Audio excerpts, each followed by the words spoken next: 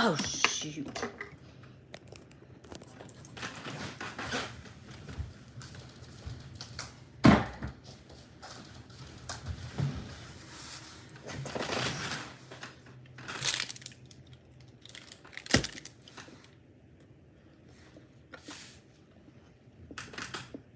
Sorry.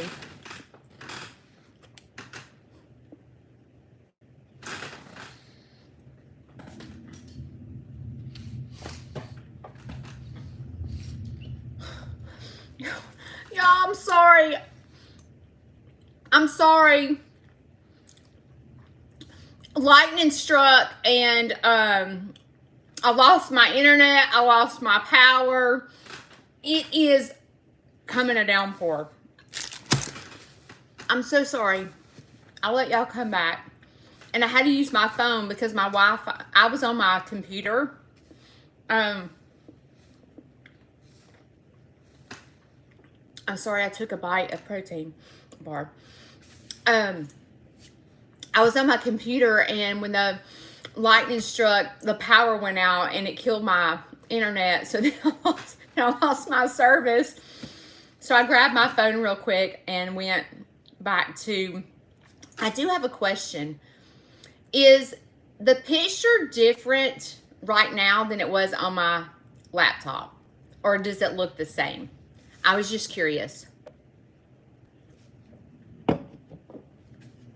I'll see what y'all say.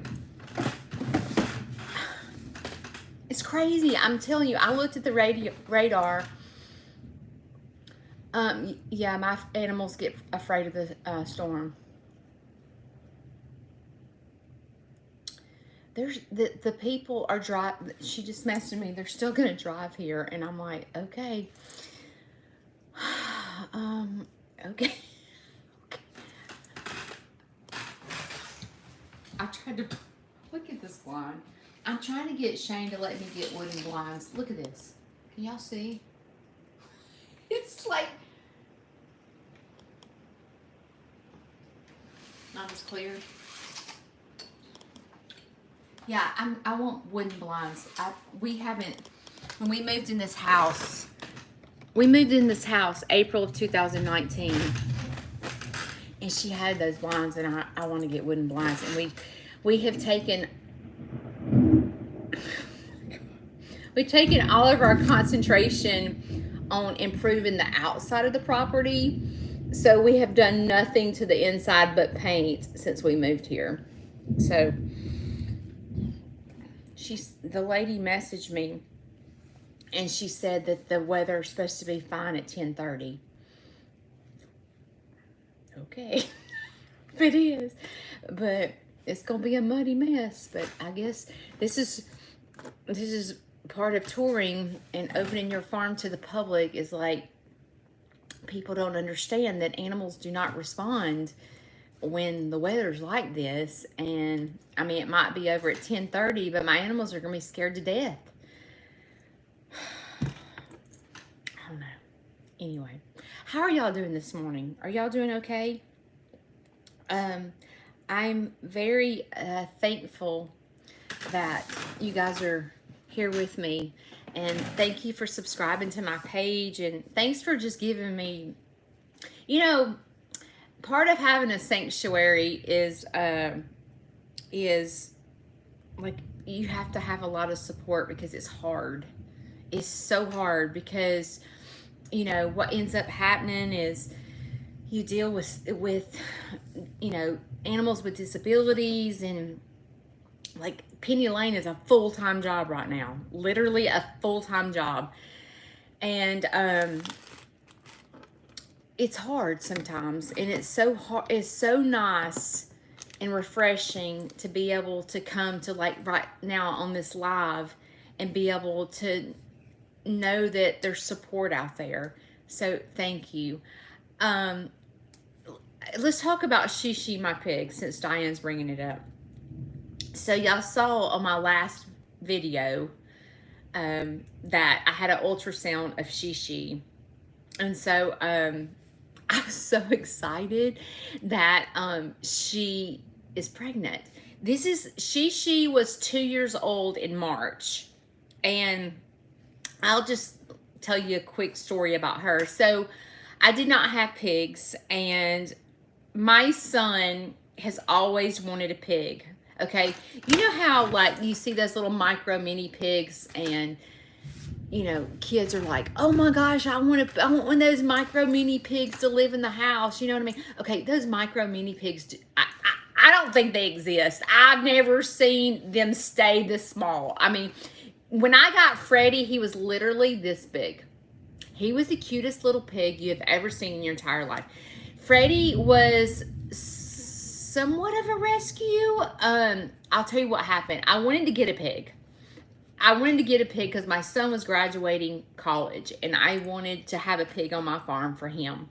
And so this friend of mine's pig had piglets, and it was a terrible situation because she didn't even know the pig was pregnant, okay?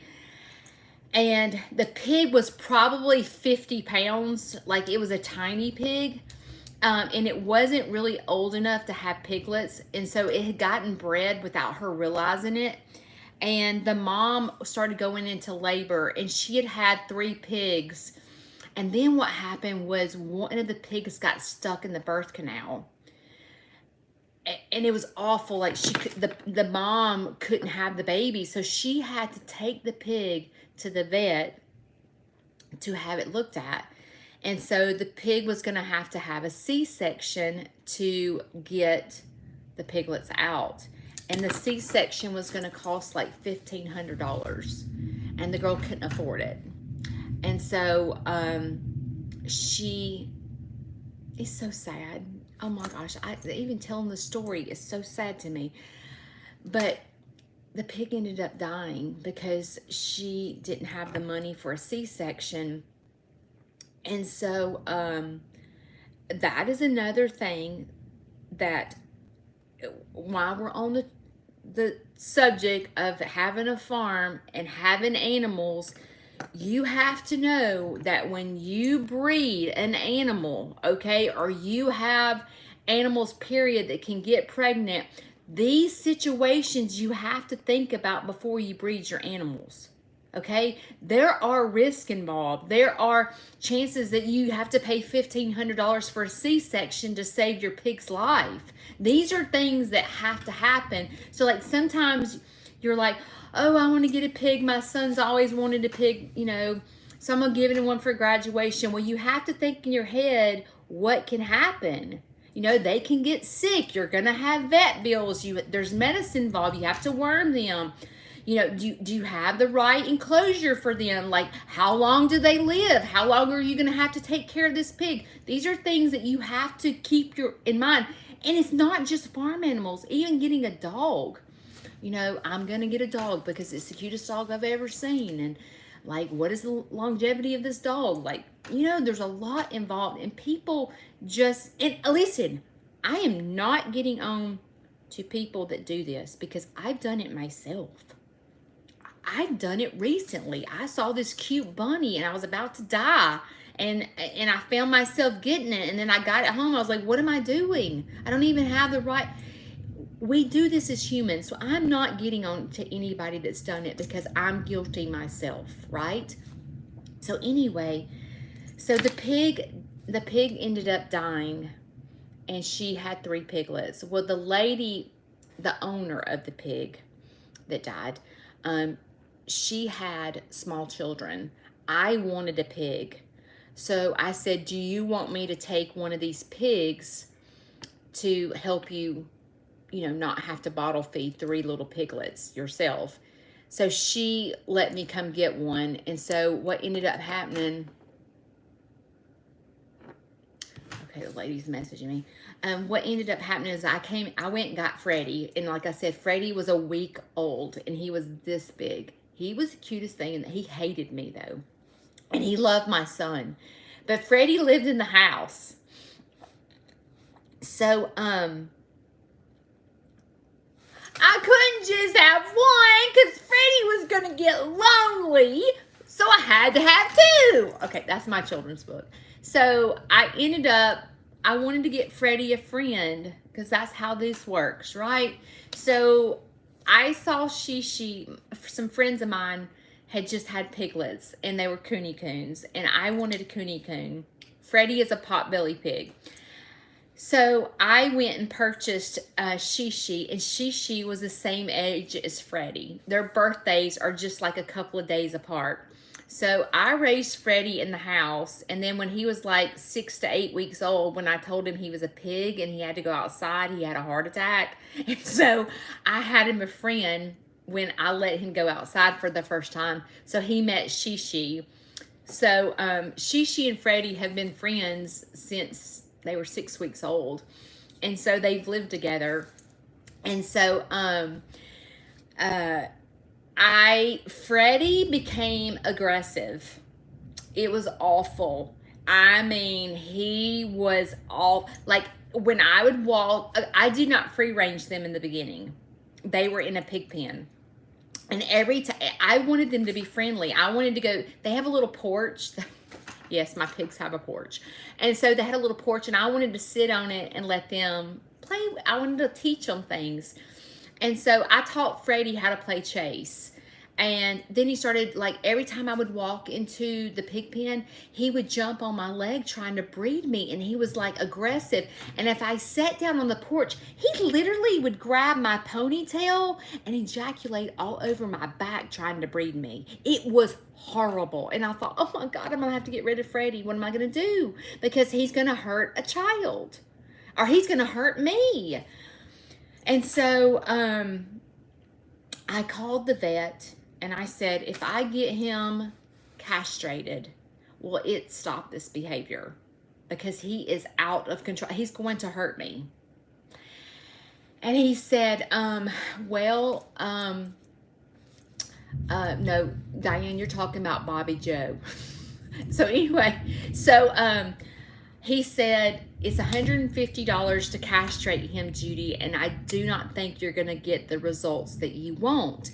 This is a behavioral problem. And I said, well, I can't get rid of an aggressive pig. Like, nobody wants an aggressive pig. He'll get treated bad. And he goes, well, your other option is to put him in a separate pen away from the petting zoo. I said, that is going to be awful. He's going to have no life because I'm going to have to throw the food over the cage to feed him. I'm never going to be able to go in there and put my hands on him. It's going to be a nightmare. And so I weighed my options, and I thought, you know what? I am going to get him castrated and just try. Well, if you don't know, a pig has to go under general anesthesia, like mask, everything, to be castrated. It's different from other animals. Like, other animals can get just a local to put them to sleep, and then they get fixed within seconds. A pig is not like that. A pig has to go under general anesthesia to get fixed. So Dr. Harney came to my farm. I paid $150 and risked having Freddie castrated. So he got fixed inside the barn, okay? So, y'all, after he got castrated, best pig ever. I like, best pig ever. It totally changed him. He has never been aggressive since then. As a matter of fact, I have just taught him how to come to me. I can say, like, let me tilt this down. Like, I'll go, Freddie, I want you right here. And I point my finger down at him. I say, I want you right here. Right here. He comes to me. Freddie knows how to sit. Freddie knows how to play chase. Now, the great thing about him playing chase is he doesn't chase you. Like, that would scare a kid to death, right? No. He doesn't chase you. He wants you to chase him. So you can go, I'm going to get you, Freddie.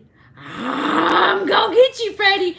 And he just starts running, and kids chase him.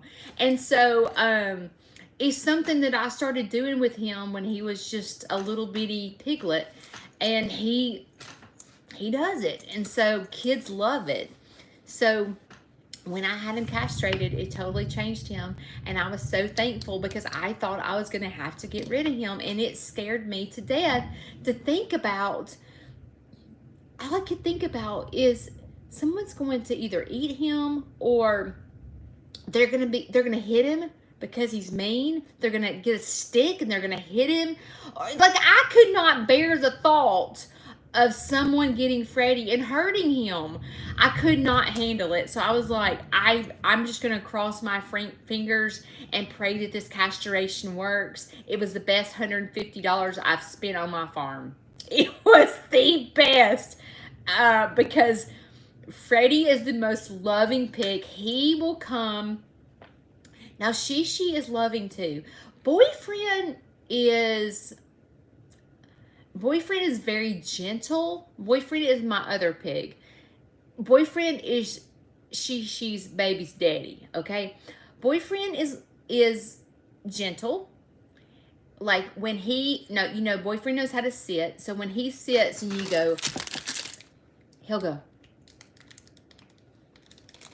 That's how he takes his treats. Shishi's like, ah! Shishi's that dog that takes treats like really rough. Like, if you're not careful, she'll take your daggum finger off. And I keep going, gentle, gentle. Trying to teach her to take her treats gently. But she gets so ripped up excited, and she's always been like that. She gets so ripped up excited to take, because she's fixing to get a treat. Now, she will sit, but she needs some cosmetic surgery, okay? Because Shishi's eyes are like this. Like her brows go like this. So she does it, so she's like trying to see and she can't see. Like, I feel like I need to bring a plastic surgeon in to lift her eyebrows, because when I lift her eyebrows, she can see. But she goes like this, and so she's trying to look around where the treat is, because she can't. God love that baby. She can't see worth crap. And I'm like, baby, I need to get a plastic surgeon in here to do a brow lift, because I think if you had your brow lifted, or maybe I even tried, like here's her ears, and I pinned her ears back, and it lifted her eyebrows, and she could see. So I feel like if I could, like, have her ears pinned back or something, like, she would be able to see better. But I don't know if I can talk Shane into having plastic surgery for my pig. I'm not sure if he would go for that. But anyway, so Shishi is but I was going to talk about boyfriend. Boyfriend is gentle, but he ain't a love bug.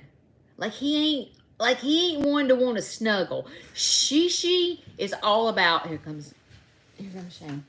Shishi is all about snuggling. Like, she lets me lay on the ground with her and, like, love on her this way. That's what I like. Freddie, the same way. Both those pigs. But I have found that when I raise them, they're totally different versus getting adults. You can tell the ones that were raised on my farm and the ones that I got as adults. And boyfriend is so gentle, but he ain't a love bug. Like, I want to lay down and love on them. You know what I'm saying? I know that makes no sense, but I want to hug, and I want to kiss, and I want to love. And so Shishi and Freddie were raised by me, so they're used to that. They're used to going, oh God, here she comes. She's going to have to give me 400 kisses before we go to sleep. Here she comes. Here she comes. You know, they're used to that.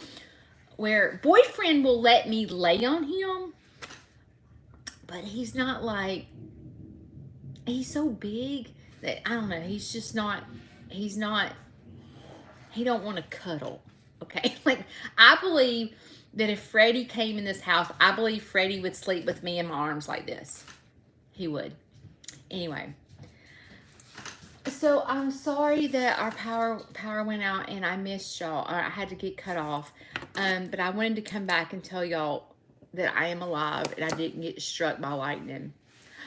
A headband.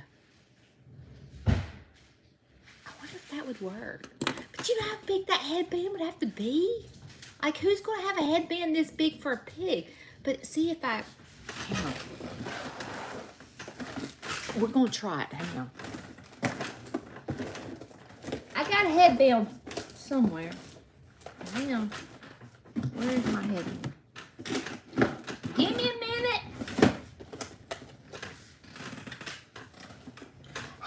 what if we do this? Hang on, I just thought about this. So I have one of these turbans. So what if I see? Oh, look how big it is. So okay, wait a minute. How does this work? So what if I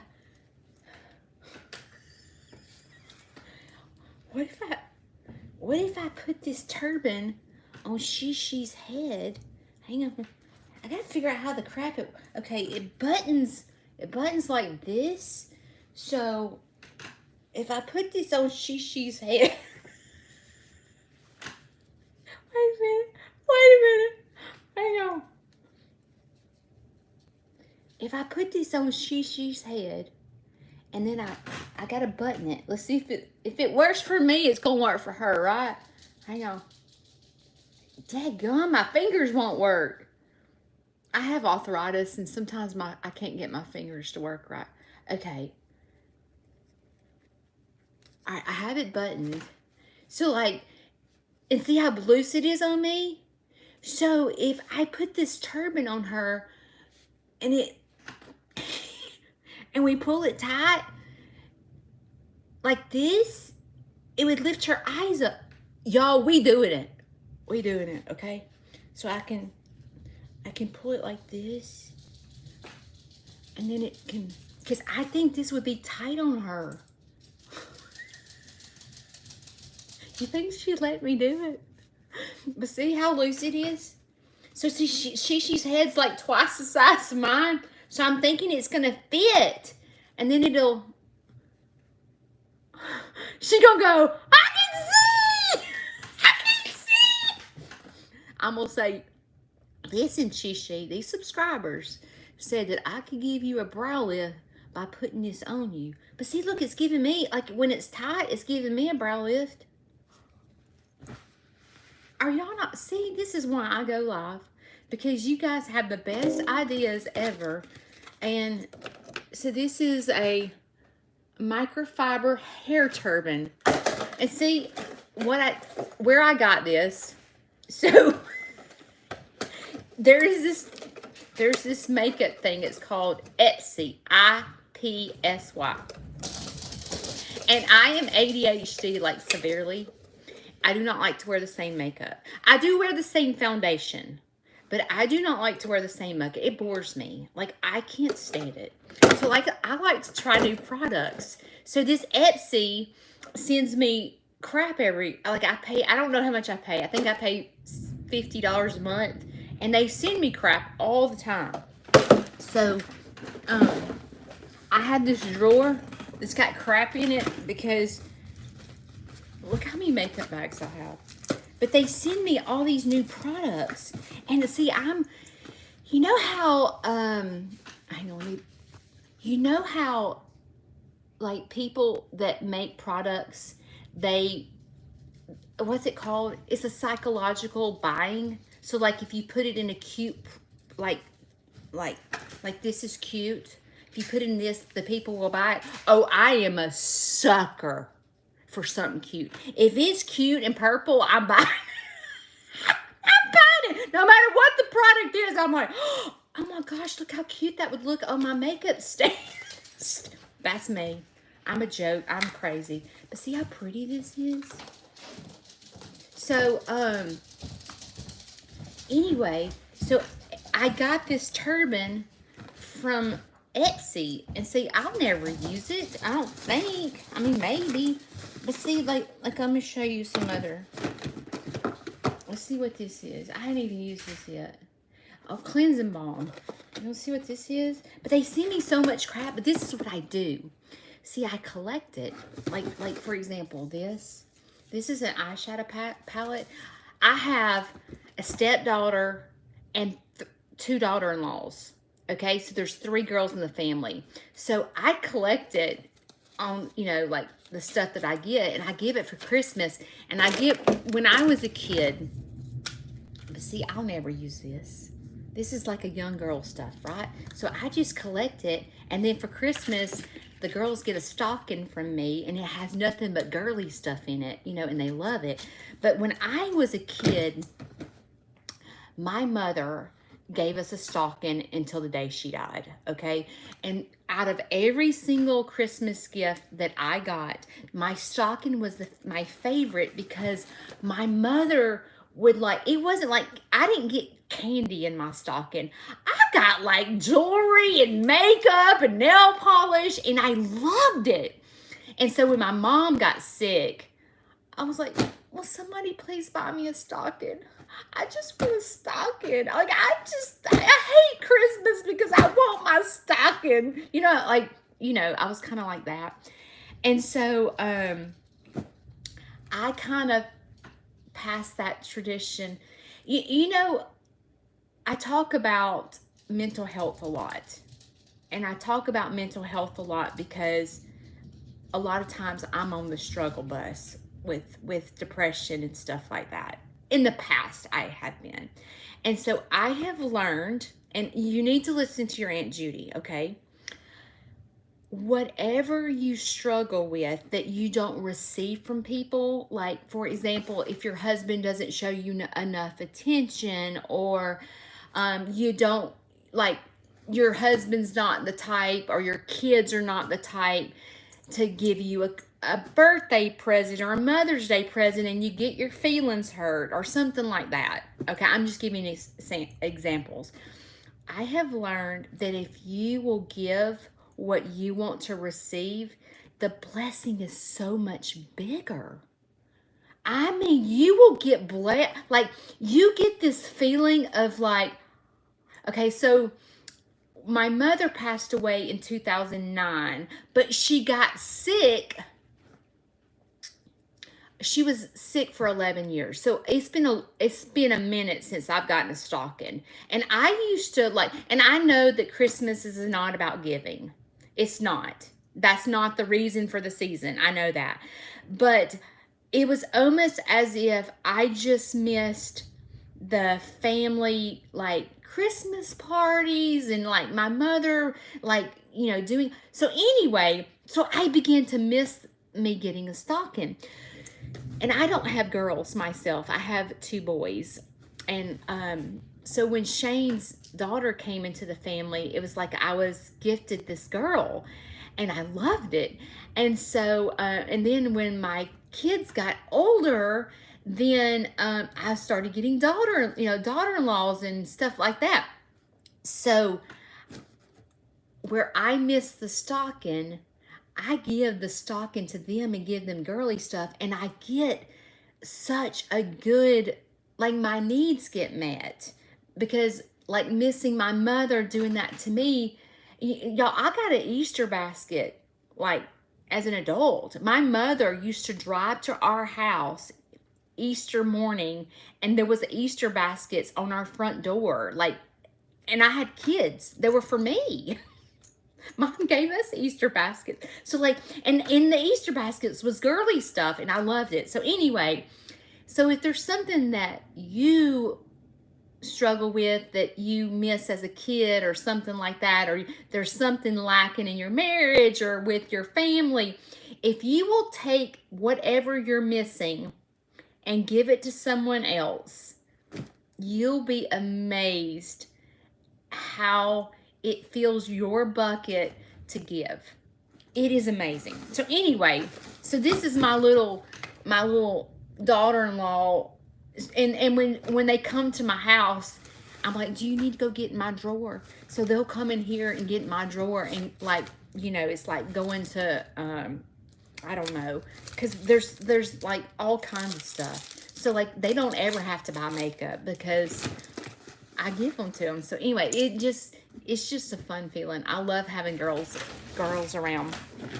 I'm not really sure how I got on that subject. Oh, I know how I got on the subject, because we were talking about see how big this is? Like, that's gonna fit on Shishi's head, don't y'all think? I mean, look how big it is. And then it has this, no, I thought that was a drawstring, but it's not. But see, it has a button and then it has that so that it'll stay on Shishi's head. We gonna have a good video this week, aren't we? Y'all stick around. Could we? Judy's going out there and she's getting a brow lift. It's gonna save me a lot.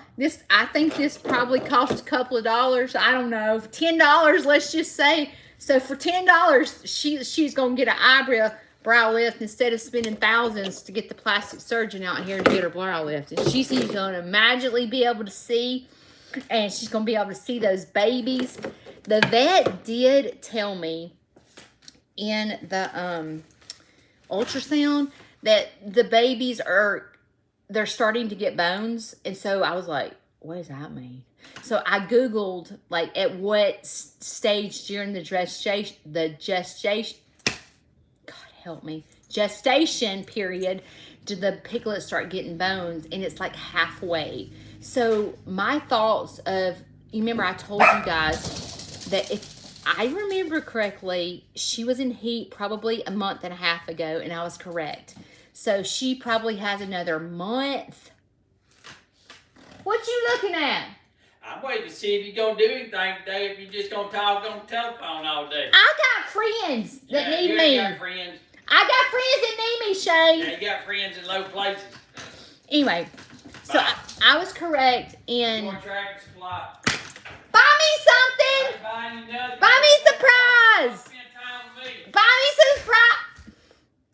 He walked out the door. He won't buy me a surprise. Anyway, so we probably have another month, maybe month and a half of her being pregnant, we think. So he told me in another couple of weeks to separate her and put her by herself, because you know it is so important, I don't care what kind of animal it is, for mom to breed with the babies. And I've worried because this is my first time to deal with piglets, and I worry because I can't talk.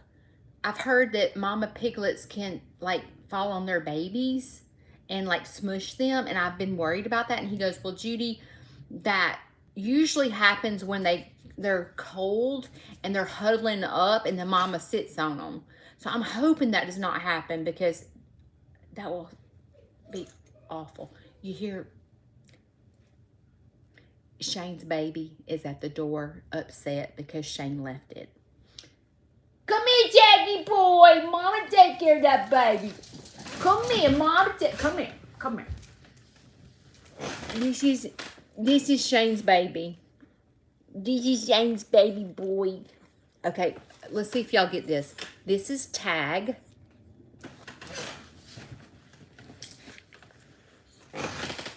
This is Rolex. Do y'all get it? Tag and Rolex. What is a Tag and Rolex? Hey! Oh, Lord! Hey! Stop! Stop! Shit, it's got a dog fight going on. Tag and Rolex are names of watches. They're my watchdogs. Isn't that funny? Anyway. Okay, well, I think it has stopped raining, so that is good.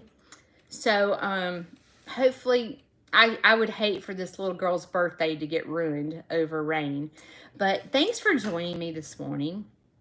Thanks for joining me. I hope that you have a wonderful Sunday. And if you're just joining me for the first time, I talk a lot about making a difference in people's lives, and I call it dancing. That's what I call it, okay? And what I'm saying, because I you know that song, when you get the choice to sit it out or dance, I hope you dance. That song reminds me of what my mother would say to me if she was alive. And my mother had me in dance my whole life, so like I love to dance. So the song means a lot to me, because many times I'm 52 years old, And I really did not get my life together until the past, I'm going to say, 8 years. My life, if you don't know my testimony, there is a video out there of my testimony that you can watch. But I really did not know my purpose in life, and I really fought depression really bad. My depression was so bad that it interrupted my work. It interrupted my parenting. It interrupted my friendships. It was a nightmare, and I couldn't figure out how to quite get it together. And when my mother, and this happened from the time I was in high school, and so my mother would always try to get me to get up and dance and like not be sad and not stay in my room in the bed and cry and all this stuff. And so I finally learned how to dance, meaning not physically dance, but learning how to get my life together and find my purpose in life in the past couple of years. And when I got my farm, my life was just wonderful. It has changed my life. So I always end each video with, when you get the choice to sit it out or dance, I hope that you dance. And it's because I want you to be the best version of you. And we all look different in the best versions of ourselves. And so I have found that if you don't concentrate on your own crap, like, oh God, this happened to me. Oh God, oh God. Get up and clean out the closet, okay? When your mind starts going to la la land and you start getting that way, go clean out a closet, which means go dance.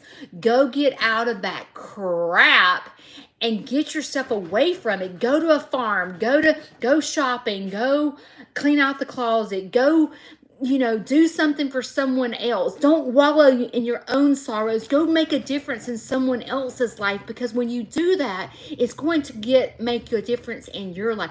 Go visit a nursing home. Go do something. Go make a difference in someone's life, and it doesn't have to be financially. It can be, something simple. It doesn't take a lot to change someone's life and to show kindness. So when I say that, that's what I'm talking about. And yes, I tell people that dancing, if you get up and just start dancing, like you're in the kitchen, right? And you're cooking and you turn on some music in your era, you find yourself dancing, and the next thing you know, you find yourself in a good mood, and the next thing you know, that you've got a big fat smile on your face, and all the worries and the crap that's been in your mind all day, and the worrying and the sickness that was in your mind immediately escapes you. So when I tell you to get up and dance, that's what I'm talking about. I don't mean physically get up and have a dance competition with Lester. That's not what I mean. I mean truly make a difference, okay? Thanks for joining me this morning. I will have a video this week with Shishi, and we're going to see if she has a brow lift. I could not imagine my life without followers, and because you're not just a number to me. You're not just a subscriber. You're not just a follower. You're my backup dancers, because I can't dance without you, because you're the one who encourages me to go make a difference in someone else's life. So I can't do this without you. So thanks for being there for me. I'll see you next.